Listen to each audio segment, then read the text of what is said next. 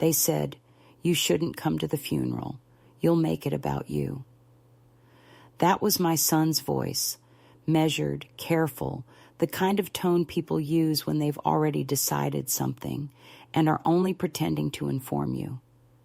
He said it on the phone, late evening, when the light was already thinning through the blinds, and the air in my apartment smelled faintly of detergent and old wood. I remember I was folding a sweater, a simple navy one with a frayed cuff, and when he said those words, I just kept folding, one sleeve over the other, smoothing the fabric with my palm, as if my hands could iron out what he'd just told me. The silence that followed wasn't empty. It was thick, deliberate, like both of us were waiting for me to break it. I didn't. I said, "All right, Daniel," and he exhaled in relief, the kind of relief people feel when a burden, me, is safely contained. I am 82 years old, and at this point in life, I've stopped expecting people to notice the difference between kindness and convenience. I live alone now, above a bakery that opens at 6 and smells of burnt sugar and yeast. Every morning I hear the same sounds, the rattle of trays, the scrape of metal against tile, the soft laughter of the young man who runs the counter downstairs. He once offered to carry my groceries up the stairs, and when I thanked him, he said, "You remind me of my grandmother." People always say that as if it's a compliment. They don't realize how small it makes you feel, how it turns you into a category instead of a person. But I smiled anyway, because that's what old women do when the world decides what we are. When my husband Robert died, I thought I would be included in the ritual of mourning. After all, 48 years of marriage should earn a seat in the front row. But Daniel, my only son, told me otherwise. He said it wasn't about exclusion, it was about protecting the mood. He said I had a history of emotional reactions. Imagine that.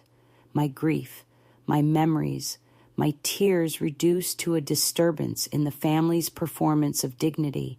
I wanted to tell him that I had already cried every tear worth crying years ago, when I realized that he saw me not as a mother, but as a mirror he didn't want to look into. Instead, I said nothing. Silence has become my armor. Words only make the wound recognizable, and once people see your pain, they start trying to tidy it. The funeral was held on a Friday, a day chosen, I suppose, for convenience.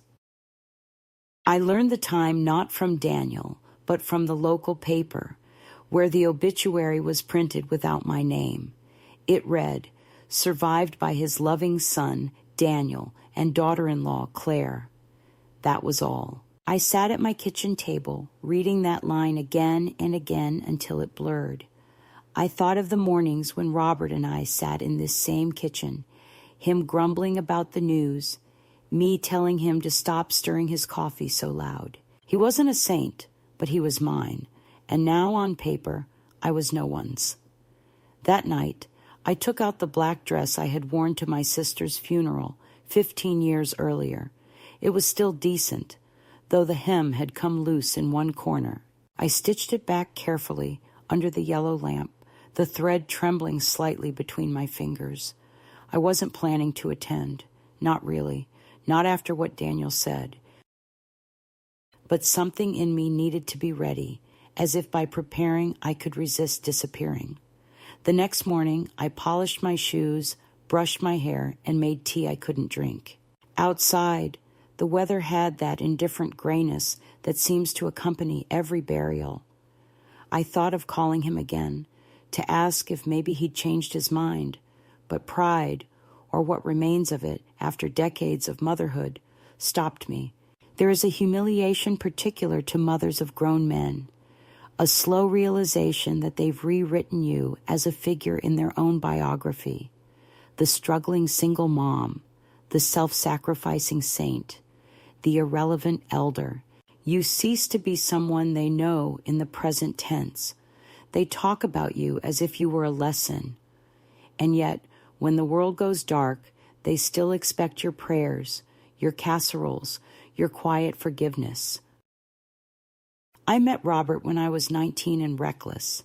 He was tall, reserved, with that kind of deliberate gentleness that hides an ocean of restlessness. We built a life of small things, routines, arguments, reconciliations, the slow sediment of shared time. It wasn't perfect, but it was real. And now, hearing my son speak of the funeral arrangements like I was a logistical complication, I realized I was about to lose not just my husband, but the narrative of us. I didn't want to be erased from the story we built with half a century of mornings and nights.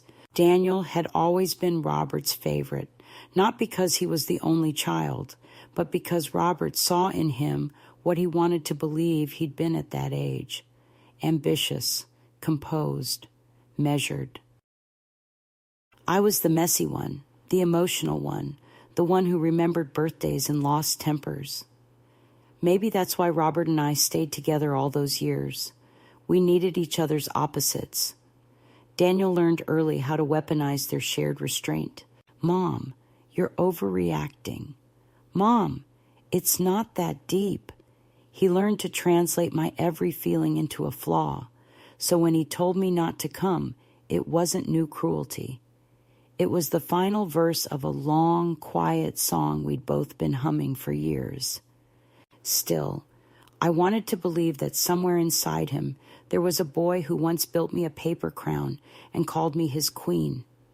That boy had vanished, replaced by a man who saw emotion as weakness and history as something to be corrected. That evening, I lit a candle by Robert's photo. It was one of those small votives from the grocery store, the kind that burn fast, but smell faintly of vanilla. I whispered, "They're burying you without me." I half expected the flame to flicker as if in protest. It didn't. The world stayed still. I sat there for a long time, tracing the lines of his face in the picture, the faint smile, the tired eyes. I wondered if he knew what Daniel would become, if he saw it coming and just hoped I'd be too gentle to fight it. When you spend a lifetime accommodating, people stop noticing that it costs you anything. They mistake endurance for peace, but there's a moment, quiet and small, when something inside you refuses to be managed anymore. That night, as the candle sputtered and the wax slid down the glass in uneven rivulets, I realized I wasn't just grieving Robert.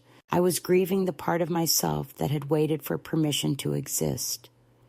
The next morning, I watched the hearse drive past my window. I hadn't planned it that way, but the bakery sits on the road to the church, and from my second-floor window, I saw the procession, black cars, slow, dignified, empty of me. I stood there holding my teacup cold in my hand and thought, so that's how a life is carried away. Not with violence, not even with malice, but with the calm efficiency of people who have decided your presence is inconvenient. I should have felt anger. Instead, I felt an odd, steady calm. Because in that moment, watching those cars vanish around the corner, I understood something I hadn't dared to admit. They were right to think my presence would change the mood. It would. It would remind everyone that Robert's life was not just polished eulogies and tasteful arrangements. It was arguments at midnight, laughter that filled rooms, debts paid late, forgiveness earned slowly. I would have made it real, and real is what they can't stand. So I stayed by the window until the last car disappeared, then set the cup down and began to get dressed anyway. I didn't know yet where I was going, only that I couldn't stay still while someone else decided how to remember the man I'd loved.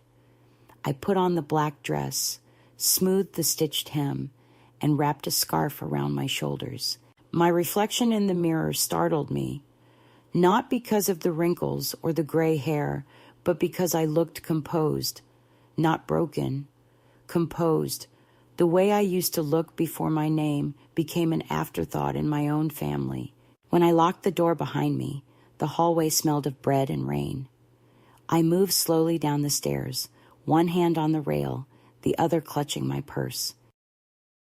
Inside the purse was a small envelope, Robert's old letter to our lawyer, the one he'd written months ago when his health started to fail. He'd told me it was just to organize a few details. I hadn't read it. I trusted him then. But now, the memory of that envelope burned in my mind like a match waiting to be struck. I didn't yet know that those few details would be the only truth left to speak for him. When I stepped outside, the sky was low and colorless. Somewhere far off, church bells began to ring. I started walking. When I reached the church, the service had already begun. The doors were half closed, as though the building itself were trying to keep me out. But I slipped through the narrow gap and found myself in a cool dimness, filled with the smell of lilies and polished wood. I stood at the back, between a coat rack and a stack of hymn books, invisible enough to pass for part of the furniture. From that distance, I could see Daniel at the front row, his arm resting protectively on Claire's shoulder, the two of them framed like a photograph staged for sympathy. On the screen above the altar, a slideshow of Robert's life moved in slow rhythm.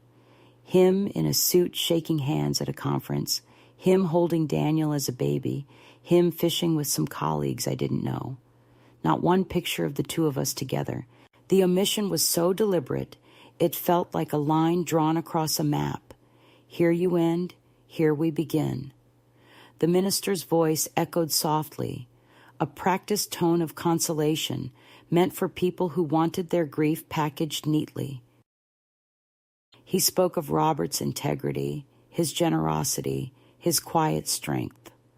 I almost smiled at the precision of it. Every virtue trimmed, every imperfection edited out.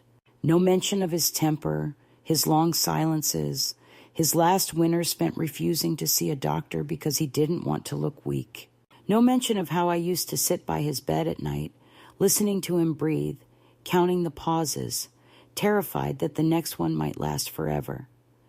But I suppose that version of him wasn't fit for public consumption. I felt a sudden urge to leave, to spare myself the performance, but then the lawyer stepped forward, a thin man with silver hair and a folder clutched against his chest. The sound of paper rustling broke the rhythm of prayer, and every head turned toward him. Mr. Harlan requested that a letter be read aloud at his funeral, he said, and for the first time in years, I heard Robert's name pronounced with gravity, not casual neglect. My breath caught. I hadn't known about any letter. Daniel's shoulders stiffened, and I saw him glance sharply at Claire. Something in his posture changed. The calm host replaced by the nervous child he once was when caught lying. The lawyer unfolded a single sheet. His voice was steady but not impersonal. It carried the faint tremor of someone aware he was about to disturb the peace. "To my wife, Margaret," he began. The room shifted. A few guests turned their heads slightly, searching for me. My name had entered the air like an accusation. "To my wife," he continued, "who stood beside me when silence was easier, and who bore the weight of my pride longer than anyone should have to. I was a better man in your presence, though I rarely said so. And to our son, Daniel, who inherited my ambition but not my patience, I ask that you remember who paid for the foundation you stand on." A murmur rippled through the pews, a restrained wave of discomfort. Daniel's jaw clenched. Claire stared down at her lap as though the floor might open and swallow her. The lawyer hesitated, then kept reading. "I leave the house on Ridgemont Drive and its contents to my wife in recognition not of property, but of partnership. She built it with me when we had nothing, and she deserves to end where we began, under a roof that remembers us both." My knees almost gave way. I hadn't come for inheritance.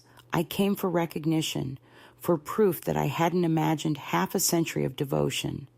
And here it was, in his voice, finally given shape. But before the words could settle, Daniel rose abruptly, his chair scraping against the marble floor. "This is absurd," he said, his voice too loud for the sanctified hush. The minister frowned. The lawyer looked helpless. "My father wasn't of sound mind when he wrote that," Daniel insisted, turning toward the audience like a politician on damage control. He'd been confused for months. Everyone knew that. I wanted to tell him he was wrong, that I had seen Robert's handwriting on that letter countless times before. The same steady loops, the same firm signature, but I didn't move. I had no desire to defend myself anymore. The truth didn't need my endorsement. It was standing tall in the middle of that chapel, uninvited and undeniable. The lawyer folded the paper carefully, placed it back into the folder, and nodded toward the minister, who tried to reclaim control with another hymn. But the current of discomfort lingered. The song began unevenly, voices stumbling over words. I stayed where I was, my hands clasped in front of me, a strange calm spreading through my chest. When the service ended, people drifted out in small, murmuring groups. Some avoided looking at me. Others gave polite nods, as if unsure whether to offer condolences or congratulations. I waited until the room was nearly empty before stepping into the aisle. Daniel was still near the front, talking to the lawyer in quick, angry bursts. When he noticed me, his face froze. For a moment, I thought he might approach, perhaps even offer a truce. Instead, he walked straight toward me, his expression tight. "You had something to do with this," he hissed under his breath. "You manipulated him." His words were sharp but quiet, a private cruelty delivered like a professional courtesy. "I didn't know about the letter," I said. "He never told me." "You expect me to believe that?" He laughed softly, the kind of laugh that isn't laughter at all, but a defense mechanism. "You've always known how to play the martyr. You must be thrilled. Front row drama even when you weren't supposed to be here." Something inside me settled then. Not anger, not sorrow, just an old fatigue that had finally decided to sit down and rest. "I came to say goodbye to my husband," I said evenly. "That's all." He leaned closer. "You should have stayed home. You made a scene." "I didn't make a scene, Daniel," I whispered. "Your father did." He flinched. For a second, the boy returned, the one who used to cry when he broke something, convinced I could fix it. But the man came back quickly, smoothing his expression into polite disdain. "You can keep the house," he said finally, "if that's what you wanted." "It's not what I wanted," I replied, but he was already walking away. Outside, the sky had cleared, the kind of cruel brightness that follows funerals, as if the world insists on continuing. I stood on the church steps watching people disperse into their cars. A woman I vaguely recognized from the neighborhood approached me, hesitated, then said, "That was quite a letter. He must have loved you very much." I managed a nod, though love felt too simple a word for what had just been unearthed. Love was a warm thing. This was something colder, sharper, forged from years of compromise. Still, it was truth, and truth, even late, has its own mercy. I walked home instead of taking a cab. The distance was long enough to think, but short enough not to change my mind. Every street seemed both familiar and strange, as if I was passing through a version of my own life that someone else had arranged. The bakery was closed when I arrived. The air smelled of sugar and rain. I climbed the stairs slowly, my knees aching, and when I entered the apartment, the silence greeted me like an old companion. On the table lay the folded obituary clipping I'd left that morning. I picked it up, smoothed the crease, and wrote in the margin with a pen, "Wife, still alive." It wasn't anger, it was annotation, proof that I existed. Then I set the paper aside and opened the drawer where I kept Robert's letters from years past. Birthday cards, old grocery lists, notes he'd leave when he worked late. I searched for something in them, maybe a pattern, maybe a sign that he'd been building toward this final confession. In one, dated 1979, he had written, "I'm sorry about the meeting running long. Save me some soup." Don't wait up. Ordinary words, but now they trembled with new meaning. Even then he had been apologizing for absence, for being somewhere else when I needed him here. I placed the new letter, the one from the lawyer, on top of the pile and closed the drawer. My fingers lingered on the handle for a moment. That single sheet of paper had shifted the entire geometry of my life. I was no longer the quiet widow who waited for permission to grieve. I was the woman he had finally named, the partner he had acknowledged too late, but still in time for me to hear it. When night fell, I opened the window and let the wind move through the room. It smelled faintly of lilac and damp earth.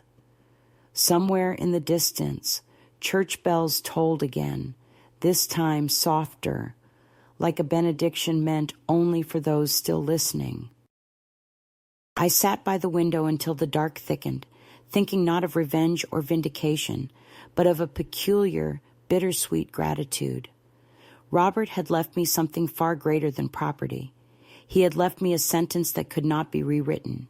That night after the funeral, I did not sleep, not because I was weeping, but because the silence in my apartment had become too attentive, as if the air itself were waiting for me to speak. I sat at the table with the lamp turned low, the lawyer's copy of Robert's letter spread before me, my glasses sliding down my nose, and I read it again and again until the words lost their shape and turned into a kind of pulse under the skin. The words were not tender, not apologetic, not even loving in the way a sentimental story would require. They were factual, deliberate, a ledger finally balanced.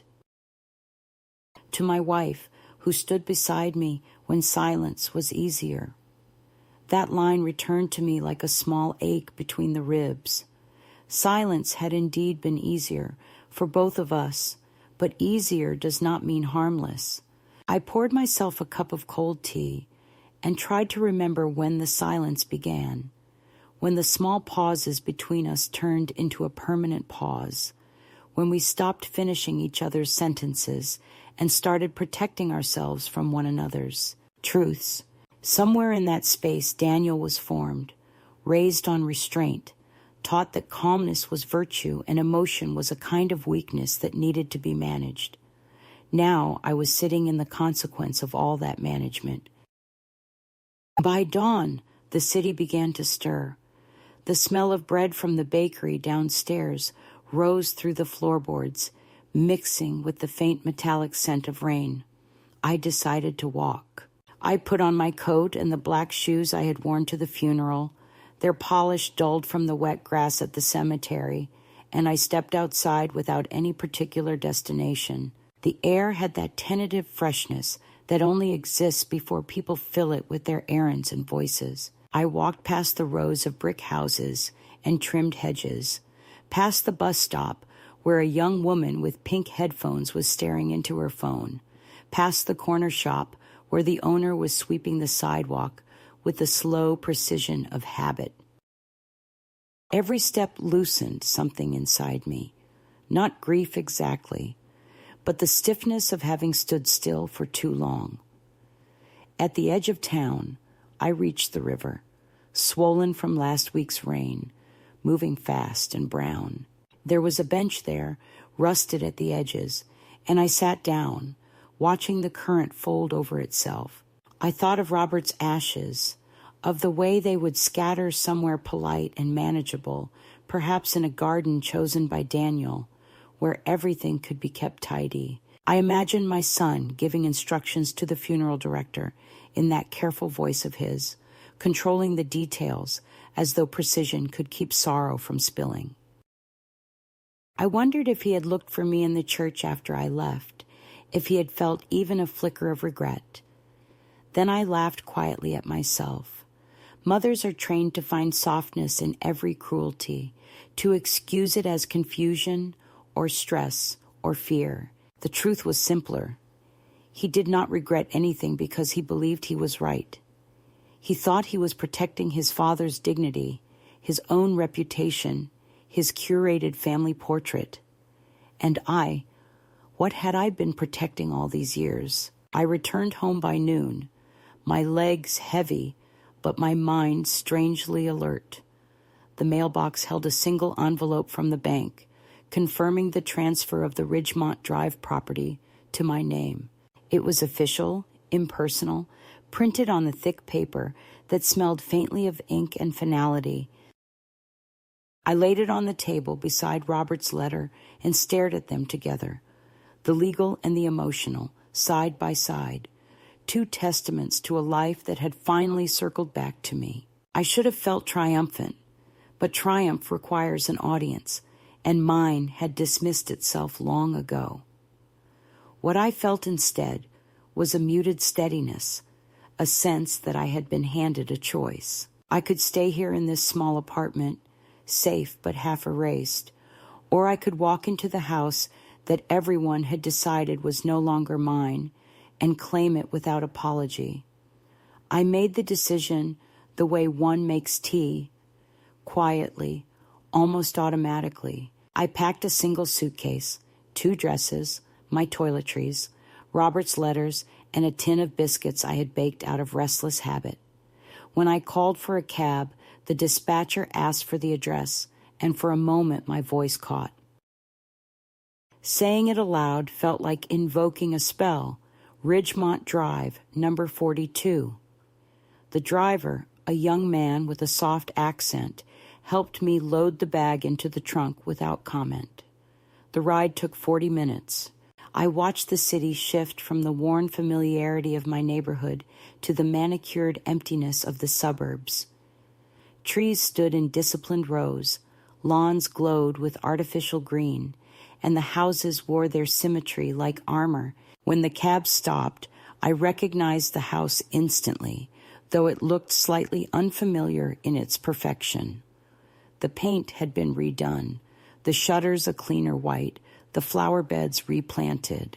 Daniel's car was not in the driveway, and I felt a small relief. I paid the driver, thanked him, and stood there for a moment, my hand tightening around the strap of my bag. The house seemed to hesitate, as if unsure whether to acknowledge me. Then I walked up the path, found the spare key where it had always been, under the 3rd stone on the left, and opened the door. The air inside was cold and scented with lemon polish. Every surface gleamed. The furniture was new, sleek, expensive, unscarred by living. The only things that remained from my years there were the window frames and the faint indentation on the wall where the clock used to hang. I walked through the room slowly, like a visitor in a museum of my own absence.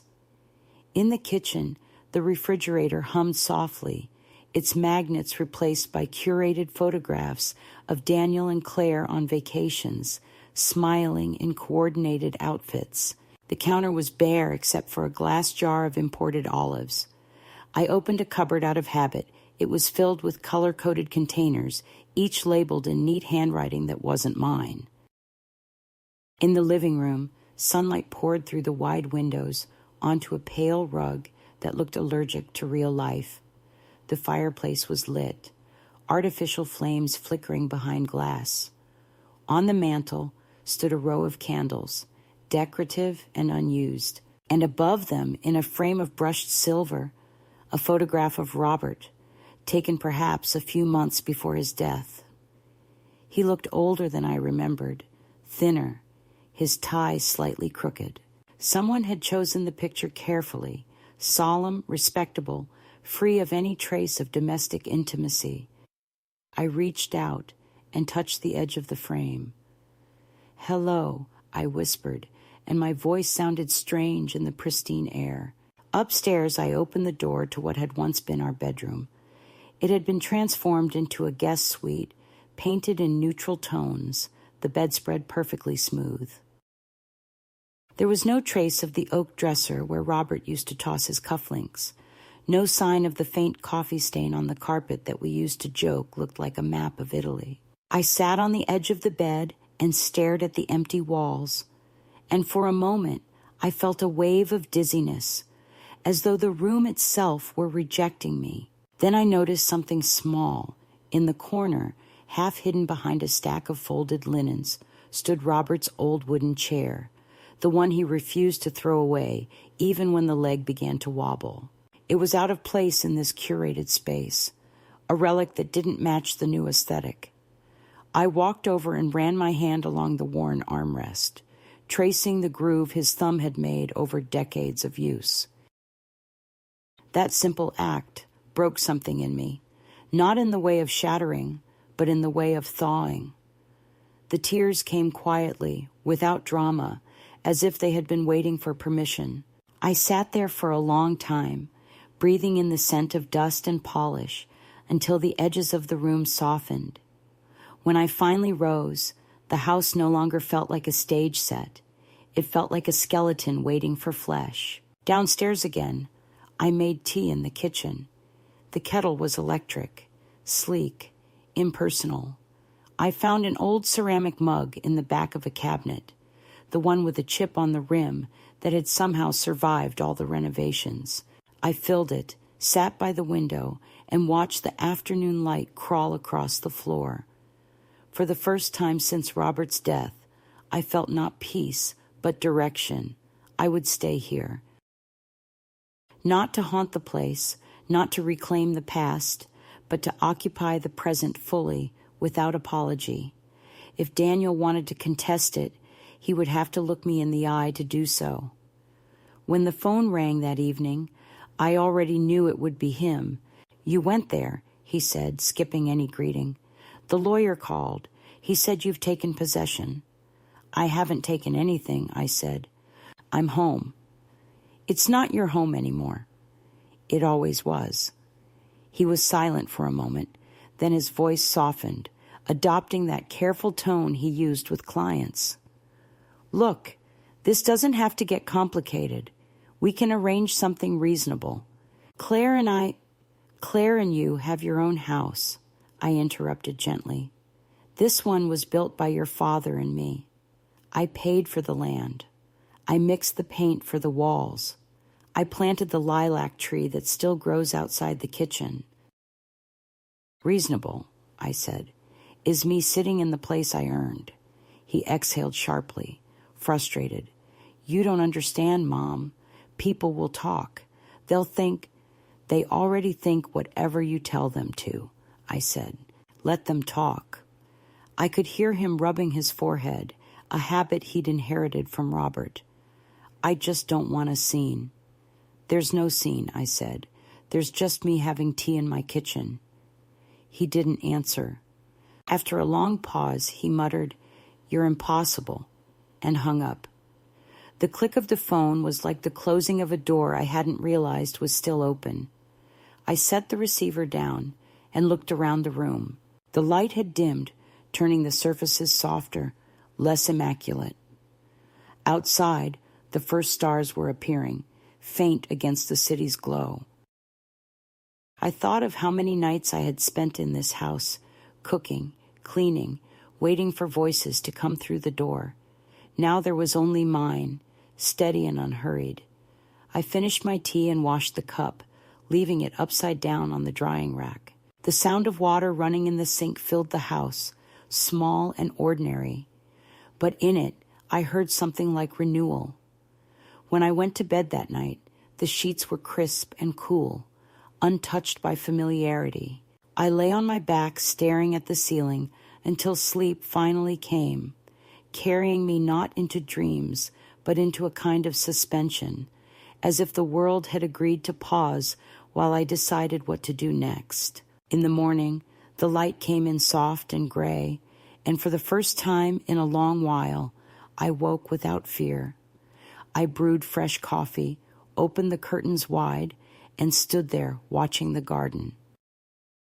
The lilac tree was in bloom, its branches heavy with pale flowers that trembled in the wind. I whispered, "Good morning, Robert."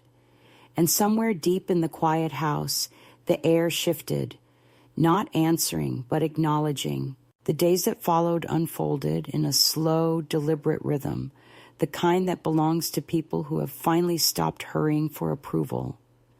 I settled into the house as if it were an animal I had to approach carefully, not wanting to startle it. Each morning I opened one more window, unpacked one more box, allowed one more memory to resurface. I found Robert's old gardening gloves still hanging by the shed door, stiff with age but holding the ghost shape of his hands. I found the chipped blue mixing bowl I had used for years, hidden at the back of a cabinet, as though someone had been embarrassed by its imperfection. The more I reclaimed, the more the house began to breathe again. It no longer smelled like lemon polish and silence. It began to smell like coffee, soap, and something faintly floral, like the beginning of forgiveness. I started walking to the corner market every morning, not because I needed much, but because I wanted the shopkeeper to learn my name. Her name was Lorna, a small woman with strong shoulders and a habit of humming along to the radio. The first few times I went in, she called me dear. By the end of the week, she said, "Morning, Mrs. Harland," and that was enough to make the air around me feel solid. I would buy bread, sometimes eggs, sometimes a single apple, not because I needed it, but because it felt like an act of belonging. On my way home, I would pass a small cafe, always full of young people typing on laptops, and one day I stepped inside just to see if I could stand the noise. The barista, a tall boy with a scar on his chin, looked at me with mild surprise when I ordered tea. "To stay?" he asked, as though it were a daring choice. "Yes," I said, "to stay." I sat by the window, stirring my tea slowly, and listened to the murmur of voices. Nobody knew me. Nobody expected me to be anything, and the anonymity felt like sunlight after years indoors. It was on one of those walks that I saw the sign in the window of the small office next to the bakery. Volunteer help needed. Community garden project. The handwriting was uneven, written in green marker on white paper. Without thinking, I went inside. A woman with gray braids looked up from her desk. "We're just organizing spring planning," she said. "Do you garden?" I hesitated, then smiled. "I used to." She handed me a clipboard. "Once you start again, it comes back." Her name was Margaret, like mine, and she spoke in a voice that carried the patience of someone who had stopped trying to impress anyone decades ago. I signed my name, and she said, "We meet Saturdays at 9. Bring gloves if you've got them. Otherwise, bring yourself." That Saturday, I stood in a muddy lot behind the community center with 6 strangers and a pile of soil that smelled like rain and possibility. My back ached after 10 minutes, my knees protested after 20, but the rhythm of shovels and laughter stitched something back together inside me. No one asked about my husband or my son. They asked about compost, about what kind of flowers I liked, about whether I could help tie up the tomato plants. For the first time in months, I answered questions that had nothing to do with my usefulness as a mother or widow. When I went home, my hands were sore and dirty, but my heart felt clean. I washed up, made tea, and stood by the kitchen window watching the dusk fall over the lilac tree. The petals fluttered in the wind like tiny, stubborn flags of color. That evening, I received a letter in the mail without a return address. The handwriting was unmistakable. Daniel's, neat and precise, the product of years spent signing forms and balancing accounts. I carried it into the kitchen and laid it on the table without opening it. For hours, it sat there like a question I was not yet ready to answer. When I finally tore the envelope, the paper smelled faintly of cologne and anger. "Mother," it began, "I've tried to give you space, but this situation can't continue. The lawyer says you're refusing to discuss the estate. Claire and I are concerned about your ability to manage the property responsibly. We're willing to make arrangements if you want to relocate somewhere smaller and more suitable." There was more. Sentences full of careful cruelty, concern wrapped in control, kindness suffocated by entitlement. At the end, he wrote, "I hope you understand this isn't about rejection. It's about what's best for everyone." I folded the letter neatly, placed it back in the envelope, and set it on the windowsill. Outside, the night had deepened. The garden lights glowed softly, catching on the petals of the lilac. "What's best for everyone," I whispered, "has never once included me." For years, I had let that phrase dictate my choices, the logic of mothers everywhere. What's best for him, for the family, for peace. Now, standing in my own kitchen, I realized that peace built on invisibility isn't peace at all. It's just surrender with better lighting. The next morning, I called the lawyer. His name was Mr. Hayes, and he sounded surprised to hear from me. "Mrs. Harland," he said, "I was just about to call you. Your son's been in touch." "I know," I said. "I've read his letter." There was a pause, the sound of papers being shuffled. "I want you to note something for the record," I continued. "I am of sound mind, and I intend to remain in my home indefinitely. If anyone tries to suggest otherwise, you will inform them that I have already stated my position." His voice softened. "Understood, Mrs. Harland. I'll make a note. And, if I may say so, I think your husband would have approved." I almost laughed. "He might have," I said, "or he might have told me to lower my voice. Either way, I'm finally speaking." After that call, something in me shifted. It wasn't defiance. It was clarity, like a window cleaned after a long winter. I realized how small my world had become under the weight of politeness. Every apology I had ever offered for simply existing had carved out another inch of space for someone else to stand in my place. I was done apologizing. I started cooking again, not the cautious meals of widowhood, but the food of life. Stews, roasts, bread that filled the house with warmth. The smells drew the attention of the mail carrier, an older man named Glenn, who began lingering at the gate to comment on the aroma. One day I invited him in for a cup of coffee. He told me he'd been delivering to this neighborhood for 30 years. "Used to see a man out there every morning tending the garden," he said, nodding toward the lilac. "Always waved, quiet type." "That was my husband," I said. He looked at me kindly. "Well, you've got the same look about you when you stand out there." I smiled. Maybe the tree remembers him better than anyone. In the evenings, when the light thinned and the house creaked with its old bones, I began sorting through the drawers in Robert's study. Most were empty, but in the bottom drawer of his desk, I found a small, leather-bound notebook, filled in his uneven handwriting.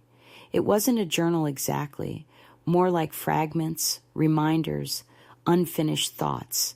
One page read, "Daniel too careful, afraid to live." Another said, "Margaret knows what I mean even when I don't say it." There were notes about the house repairs, shopping lists, and then one final line written in darker ink. "If anything happens to me, make sure she keeps the house. It's her anchor." I traced the words with my finger, and for the first time since his death, I felt him near me, not as memory, but as presence. The next Saturday, I returned to the garden project. It had rained all morning, leaving the soil heavy and rich. Margaret, the woman with the braids, handed me a packet of seeds. "Try these," she said. "They're resilient. They grow where most things give up."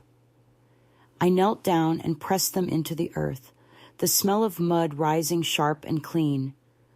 Around me, people laughed and talked, their voices mingling with the distant hum of traffic. I thought of Daniel, of his manicured world where everything had to look perfect, and I understood suddenly that perfection is just another form of fear. The garden was messy, uneven, beautiful. Life was returning, not just to the soil, but to me. That afternoon, I walked home slowly, the soles of my shoes caked with mud. I left the garden gloves on the porch railing to dry, went inside, and opened the windows. The air was cool and smelled of rain and lilac. I sat at the kitchen table, pulled out Daniel's letter again, and this time I wrote back. Not to argue, not to explain, but to end the conversation. "Dear Daniel," I wrote, "I am safe, I am well, I am home. That's all you need to know." I folded the note, sealed it in an envelope, and left it by the door to mail in the morning. When evening came, I brewed a cup of tea and turned on the old radio that still sat on the counter. A jazz station came through, soft and distant. I leaned back in my chair and listened. The house around me was no longer a relic or a burden. It was a living thing, humming gently with my breathing. I thought of the garden, of the seeds beneath the soil, and felt a quiet certainty they would grow. Things always do when left in peace. The first sign that the quiet would not last came on a Monday morning when the doorbell rang, and I opened it to find a woman I did not recognize, standing on the porch with a clipboard pressed to her chest and a smile that looked borrowed, the kind of smile people learn in trainings about difficult conversations. And before I could ask who she was, she introduced herself as a social worker from the county doing a wellness visit, a phrase that leaked warmth while carrying the cold weight of judgment. And I stood there with my garden gloves tucked into my apron pocket and the smell of soup behind me, and wondered which of my neighbors had decided I looked like someone who needed to be checked for wellness, though I did not have to wonder very long, because as she began to speak in soft, looping sentences about routine protocols and community concern, I heard what she did not say, that my son had explained I was elderly and recently bereaved and perhaps overwhelmed by the management of a large property, that he had used those polished words like levers to move strangers toward my door. I invited her inside because hospitality is a reflex I cannot shake, and because I have learned that shutting doors only makes people more certain you have something to hide. And I watched her eyes scan the living room with its careful dusting and the vase of lilacs on the mantel and the stack of library books by my chair, and I could feel her checklist recalibrating as it collided with the simple fact that I was not lost, not disheveled, not gasping for help. I was a woman in her home at 10 in the morning with bread rising on the counter and the radio murmuring a low jazz station.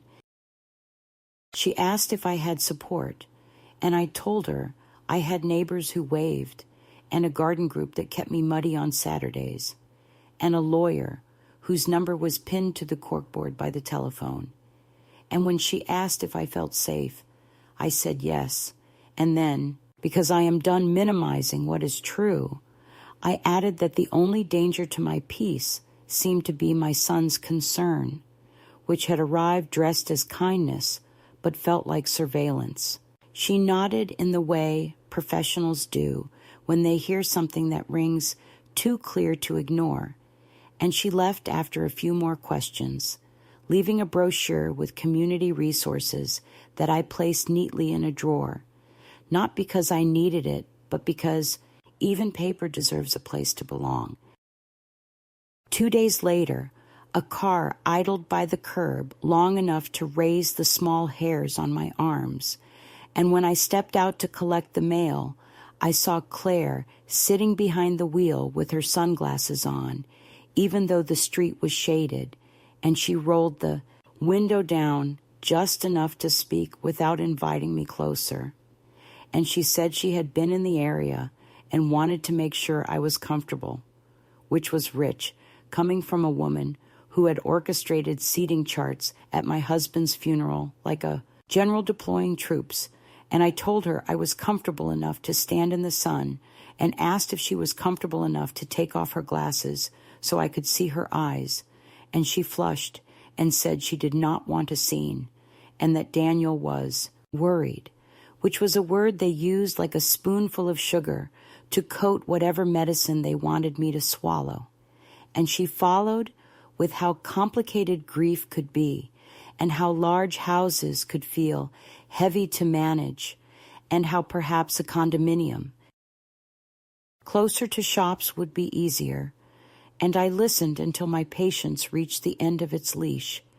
And then I said that I would consider downsizing when my memories agreed to fold themselves small. And until then, she was welcome to come in for tea if she wished to speak to me as a person rather than a problem. And she looked toward the lilac tree as though consulting its opinion, and said maybe another time, and drove away, so slowly it felt like a rehearsal for retreat. That evening I wrote a short note to Mr. Hayes recounting the visit and requesting that he inform Daniel in plain terms that any further attempts to question my competence would be documented, and I slid the envelope into the outgoing mail with the same satisfaction I used to feel when returning a library book on time, that serene knowledge of having done my part. The real pressure arrived not through a front door, but through headlines, because the next week Margaret from the garden phoned me in the late afternoon with a clipped voice and said I might want to see the community bulletin online. And when I found it, I saw a photograph of my house, behind a headline that read, "Family concerned about elder's sudden behavior after widower's death."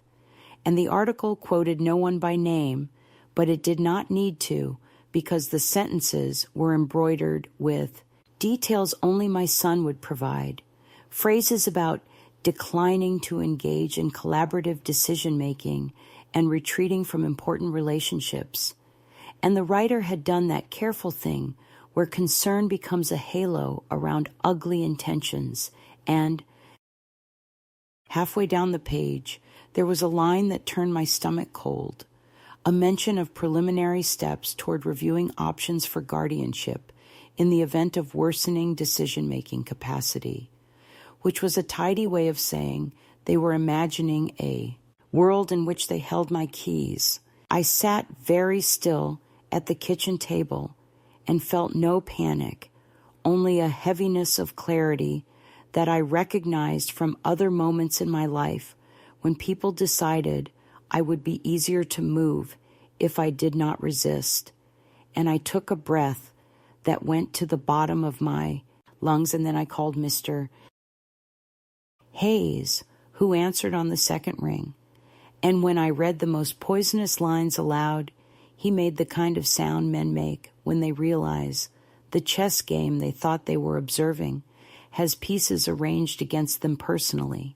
And he told me there were steps we could take, not defensive ones, but assertive ones, and that it might be wise to schedule a capacity evaluation with a clinician of our choosing, so that if anyone attempted a petition, the record would already be stacked with my own proofs. And I agreed, not because I felt I needed to prove anything to a court of strangers, but because I had learned in marriage and motherhood that preemptive acts of self-respect sometimes save you from later humiliations.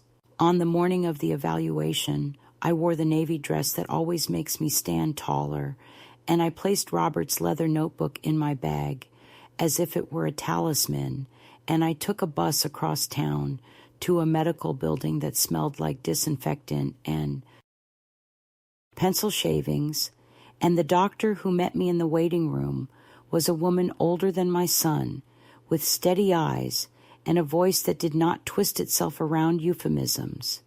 And she asked me a series of questions that began simply and grew more complex, and I found myself not only naming presidents and subtracting sevens, but also explaining how I would plan a meal for 6 with limited ingredients, and how I would respond if a plumber arrived unannounced.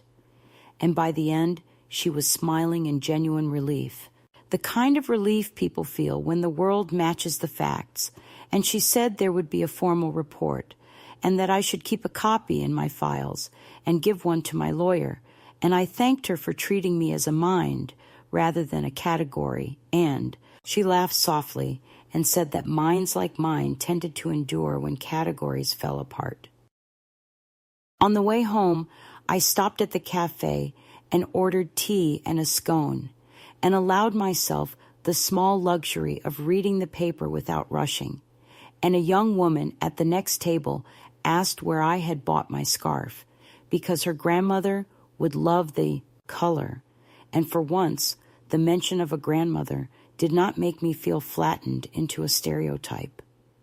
It lifted like a blessing because it came without assumption, simply a preference for blue. Of course, tests and papers are one kind of escalation, and blood is another, and the visit I had been bracing for arrived on a Sunday just after church hours, when the street filled with slow cars and the smell of wet grass, and I opened the door to find Daniel himself standing on the porch with his mouth set in that line I recognized from childhood, when a toy would not work the way he wanted. And for a flicker of time, I saw the boy he had been peering out of the man's face, and I felt that brief treachery of maternal tenderness, which is the softest part of me, and therefore the one most easily bruised. And I told it to stand back because tenderness could not be allowed to speak for judgment.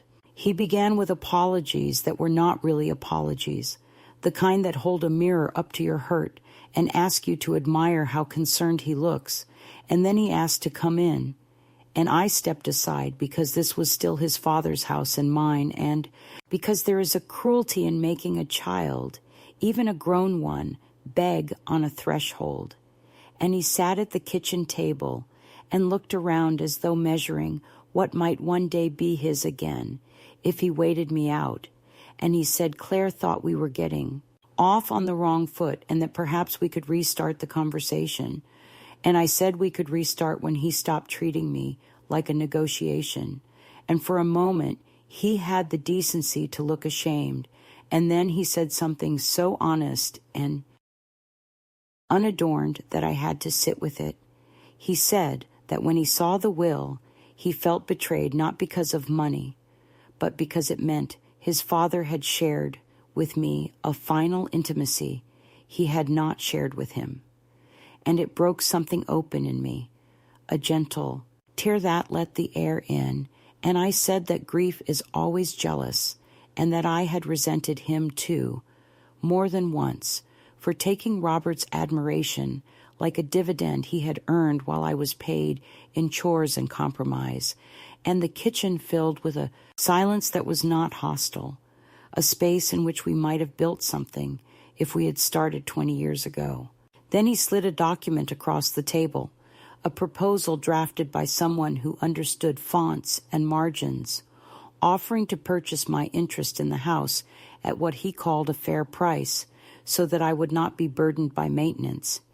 And I scanned the numbers and felt that old familiar heat rise in my chest, the one that used to surge when I found pocket change missing from my purse and knew the child I loved, believed my labor did not cost me anything.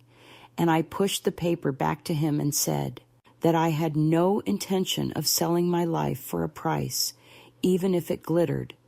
And he said he had expected as much, but wanted me to admit I was choosing difficulty. And I said I was choosing presence, which frightens people who rely on my absence to stay comfortable. After he left, I stood at the sink with my hands in warm water for a long time, not washing anything, just feeling the heat loosen the knot at the base of my spine. And I thought about how easily our talk had almost become something like repair, and how quickly it had returned to property and control. And I understood that love without respect is just appetite dressed in Sunday clothes. The next morning, Glenn the mail carrier arrived at his usual time and handed me a stack of envelopes with a look that said he had seen the bulletin too and did not like it. And tucked among the bills was a small letter addressed in a slanted hand. I recognized immediately my husband's sister, Ruth, who had moved to Arizona and stayed there, and I had not heard from her since before Robert fell ill, and when I opened it, I found not condolences, but a confession, lines written in a hand that shook with either age or urgency, telling me that months before Robert died, he had called her to say that he had failed me in ways he could not fix, but would try to mend what he could with the time he had, and that he was afraid Daniel would not understand, and that he asked her to check on me after he was gone because he could not trust the son he loved to be gentle, and reading that I felt a high, clear sorrow that did not break me, a bell ringing in clean air because it meant he had not been blind even if he had been slow, and it meant I had not been crazy even if I had been quiet. And I folded the letter and placed it in the leather notebook as if it belonged there, a stitch where the binding had frayed. A few days later, Claire returned, this time without the car as a barrier, and she stood on the porch with a box in her arms and said the babies had outgrown some clothes and would I like to keep a few pieces. And the gesture was so strangely tender that I accepted the box and carried it inside and poured tea. And she sat across from me with her palms open on the table like a student begging a pass. And she said she had handled the obituary and the seating and the tone because she believed that order kept grief from flooding the house, and that she had been wrong to erase me from sentences just because she did not know where to place me in a room. And I felt my spine soften at the honesty of it. And then she told me Daniel could not forgive his father for loving me in public at the end because he had been waiting his whole life to be chosen in that same way. And I said that men so often confuse being praised with being loved, and that the difference is not my fault. And she nodded as if a piece of furniture had finally been moved to its rightful corner. She warned me gently that the guardianship talk had grown teeth, that an attorney at Daniel's firm had drafted language for a petition should any incident arise that could be interpreted as decline, and I thanked her for saying it aloud because truth is always a staircase, and I prefer to see each step. When she left, she took nothing with her but the knowledge that I had listened without weaponizing her candor, and I stood at the door a long time after she went, feeling the pressure in my chest subside, not because the danger had passed, but because I was no longer bracing alone. The final turn in that season of pressure came from the house itself, as if it had decided to take my side in the argument, because during a thunderstorm, the power flickered, and a section of ceiling in the back hall, long neglected and prettied over with paint, began to weep, and by morning a damp stain had bloomed like a dark flower, and I could hear Daniel in my head saying, "See, the maintenance is too much, should have sold, shouldn't have stayed," and for a heartbeat I felt the old despair reaching for my ankle, that heavy hand that says you cannot.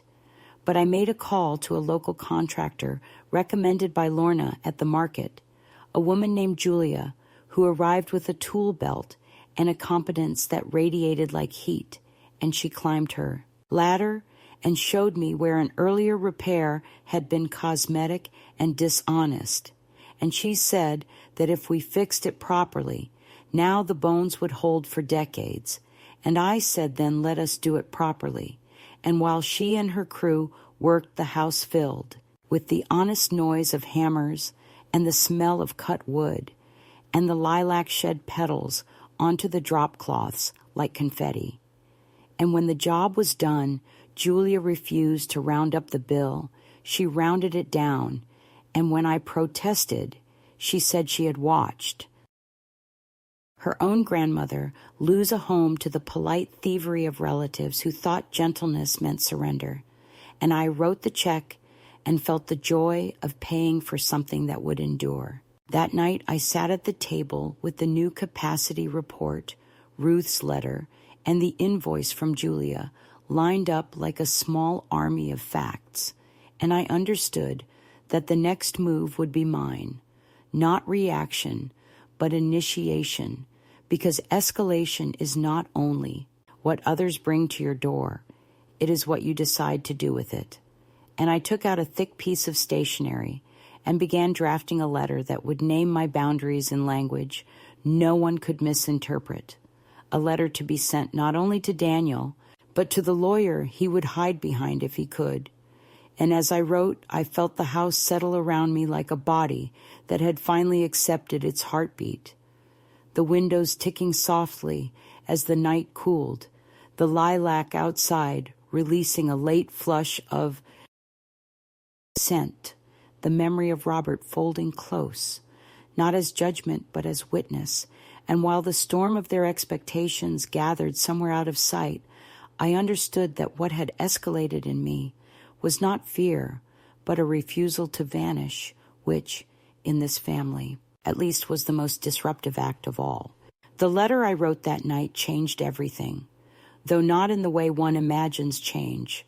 No thunderclap, no revelation of guilt or apology from others, just a quiet chain of events that moved like water finding the lowest ground. It took me nearly 3 hours to finish because I rewrote every line until it carried the exact temperature of my truth, not hot with anger, not cool with detachment, but warm and steady, like the pulse one feels when a hand rests over the heart. I began it formally, to my son, Daniel, not dear, because affection must not dilute clarity. And I continued with measured calm, explaining that I was fully aware of the guardianship efforts, and that any such filing would be met with legal resistance backed by documentation already secured. I wrote that my memory was intact, my finances accounted for, my health under regular supervision, and my life, though simple, was my own. Then I said something that had taken me a lifetime to learn to articulate, that love is not obedience and duty is not devotion, and that the smallest dignity a mother can ask for is the right to end her life on her own terms, not wrapped in the cotton wool of someone else's anxiety. I told him I wished him peace, but not control, closeness, but not possession. I signed it not with my full name, but simply Mother, because that is the one role he could not legally revoke. I made 3 copies, one for Mr. Hayes to file, one for my own drawer, and one sealed for Daniel. I mailed his copy by registered post so that the act itself would stand as witness to my decision. Afterward, I went out to the garden and sat under the lilac tree, the evening air full of gnats and the faint buzz of faraway traffic. The flowers had begun to fade, their edges curling into softness, and I thought how even beauty requires endings to stay honest. When I closed my eyes, I could almost hear Robert's breath, that faint whistle he made when half asleep, and for the first time since his death, I felt no anger toward him, only a distant understanding that his silence had been its own form of apology. The next morning, as I watered the garden, a black car pulled into the drive. My first thought was that Daniel had come to rage, but when the door opened, It was Mr. Hayes himself, looking oddly energized for a man whose complexion usually matched parchment. He had received my letter and decided to deliver news in person. "It seems," he said, stepping onto the porch, "that your son's petition won't proceed. He withdrew it yesterday afternoon." The sentence was so calm it barely registered. "Withdrew?" I repeated. "Completely." He adjusted his tie and looked at me with something between admiration and relief. "I suspect he realized the documentation in your favor was thorough, and that any further effort might reflect poorly on him professionally." He paused, studying my face. Though between us, I think someone convinced him to stop before it came to that. I didn't ask who. I knew. Claire's visit, her eyes rimmed red, her fragile honesty. She had gone home and, I imagined, faced the kind of conversation that reshapes a marriage, the kind where one partner says, "Enough of this cruelty disguised as concern." I thanked Mr. Hayes, offered him tea, which he declined with a smile, and when he drove away, I stood at the gate and felt a slow, spreading quiet, unlike any I had ever known. It wasn't victory. Victory requires an enemy. This was sovereignty, private and sufficient. But the story didn't end in stillness. Daniel came a week later.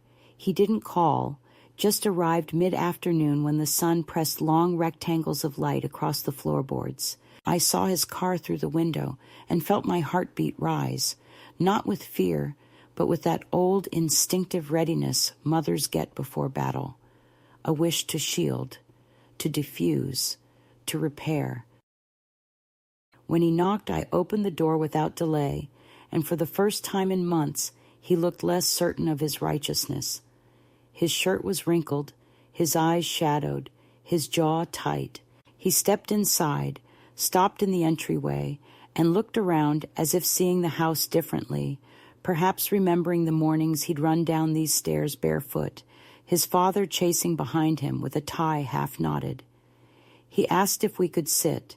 I gestured toward the table, the same one where all our conversations seemed to take shape and collapse. He began with the expected preamble, words about misunderstanding, about how things had gotten out of hand.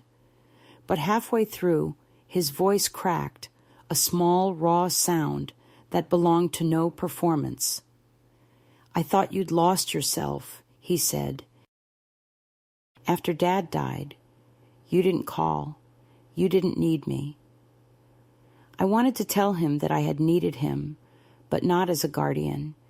Needed him as a son who might stand beside me without trying to manage my grief like a project. Instead, I let him speak. "I couldn't stand the idea that he trusted you more than me," he confessed, looking at his hands. "All those years I tried to be the version of him that you wanted, and then he stopped, swallowed, and looked up. He gave you everything." "Not everything," I said softly, "just what was already mine." He laughed then, short and bitter. "You always have an answer." "No," I said. "I just stopped borrowing yours." He leaned back, exhaling through his teeth, and for a long while we sat in a silence that was no longer war. Then, as if searching for distraction, his eyes drifted toward the leather notebook lying open on the counter. "Is that his?" he asked. I nodded and passed it to him. He flipped through the pages without speaking until he reached the last entry, the one where Robert had written about making sure I kept the house, and I watched as his face changed, not in guilt, but in comprehension, the kind that happens when a story rearranges itself in your mind, and the hero you thought you were turns out to be someone else. He set the notebook down carefully and said, "He wrote that after I yelled at him." I waited. "I told him you were holding him back, that you made everything harder. I said he'd have done more without you." He swallowed, his voice a thread. He didn't answer me, just went quiet for a long time. I think that's when he started writing these notes. The air in the room shifted. I could almost hear Robert's pen scratching, could see him sitting at his desk after that conversation, his silence not cowardice but labor, the hard work of seeing too late what had always been in front of him.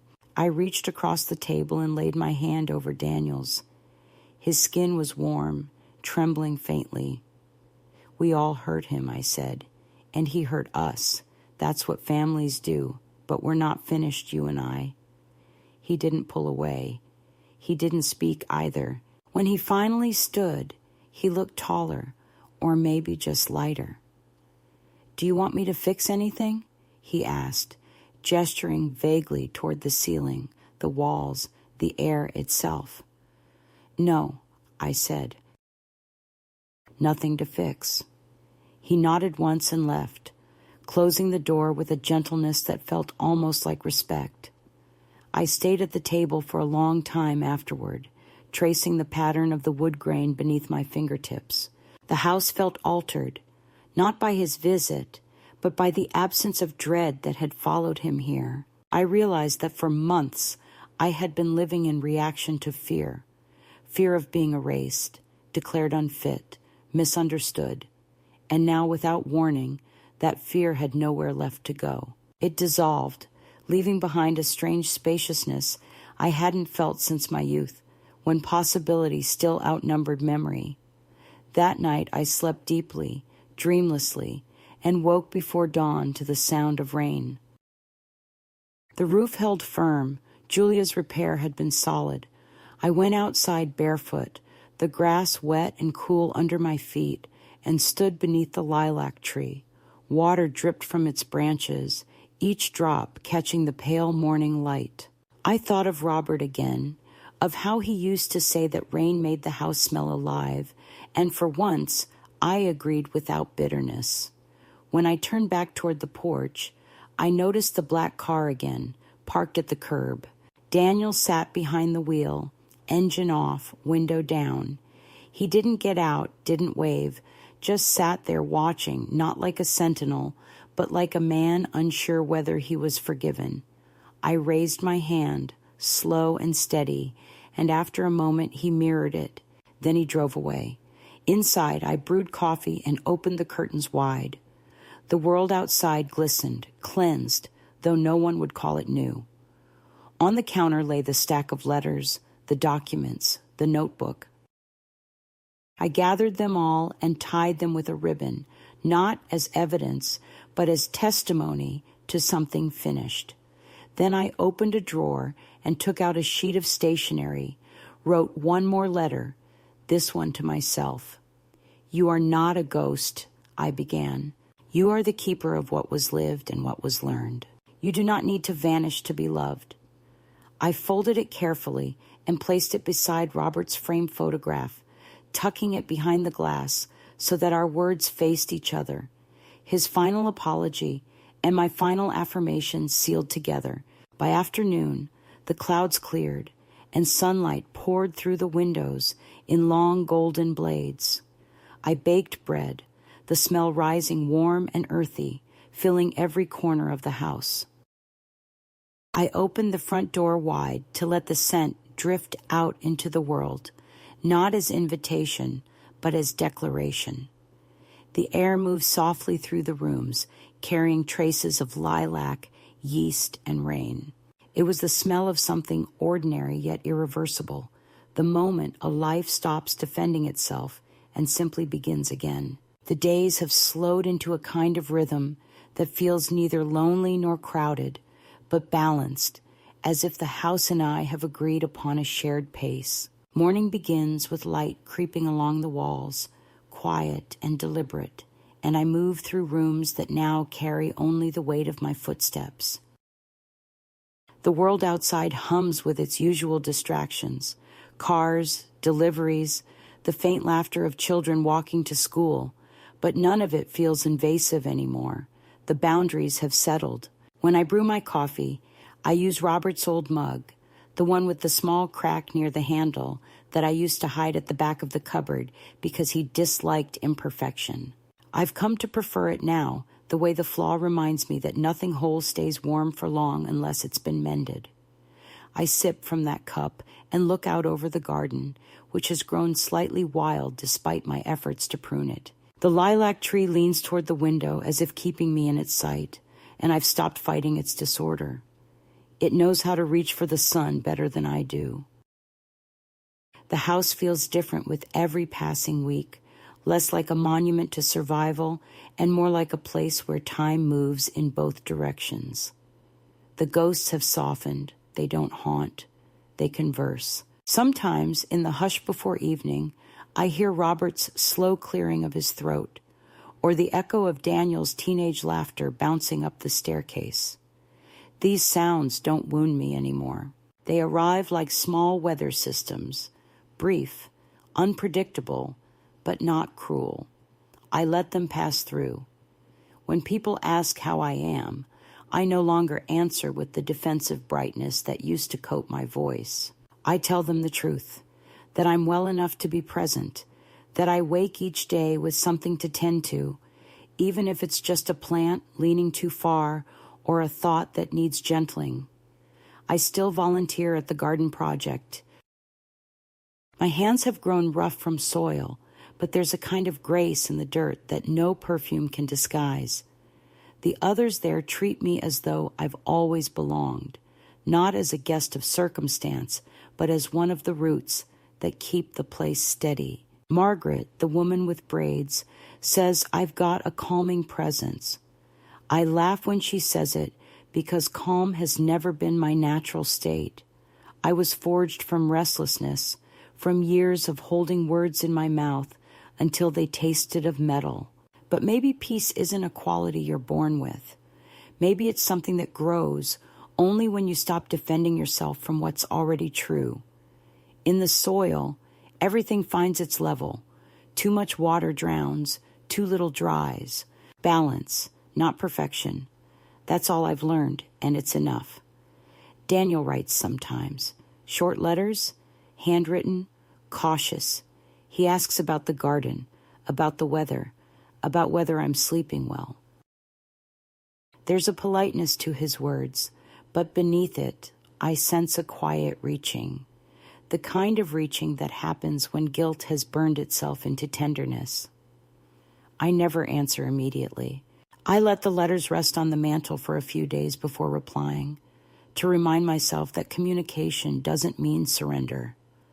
When I do write back, I keep it simple. I tell him that the roof is holding, that the lilac bloomed early this year, that the nights are soft. I don't speak of forgiveness directly. Forgiveness, when it's real, doesn't need announcing.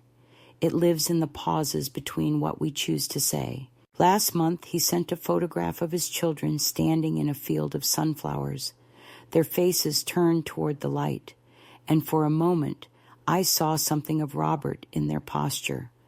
The same half-awkward defiance of men who don't quite know what to do. With their gentleness, I framed the photo and placed it beside the window, not out of sentiment, but out of continuity. Blood, for all its betrayals, still finds ways to bloom. Sometimes I walk through the neighborhood just to feel the world moving around me. The bakery's young owner calls out greetings when I pass, waving with flour on his hands. The air always smells faintly of sugar and yeast. Children ride bicycles down the street and dogs bark from behind fences, and the ordinary chaos of life goes on without waiting for anyone's approval. It comforts me, the thought that renewal doesn't ask permission. When I return home, I no longer glance at the gate expecting anyone's car to appear. I've learned that peace is not the absence of intrusion, but the absence of expectation. If Daniel comes again, I'll open the door. If he doesn't, I'll still bake my bread, still tend to the garden, still wake each morning to a day that is mine alone to shape. At night, I keep the house dim, just one lamp burning by Robert's photograph. The two letters, his and mine, still rest behind the glass, facing each other like two people who have finally stopped arguing. Sometimes I imagine their words whispering across the years, not with regret, but with recognition. I think he would be proud of what remains here, not the possessions or the structure, but the quiet dignity of a life continued without bitterness. The loneliness that used to terrify me has changed its texture.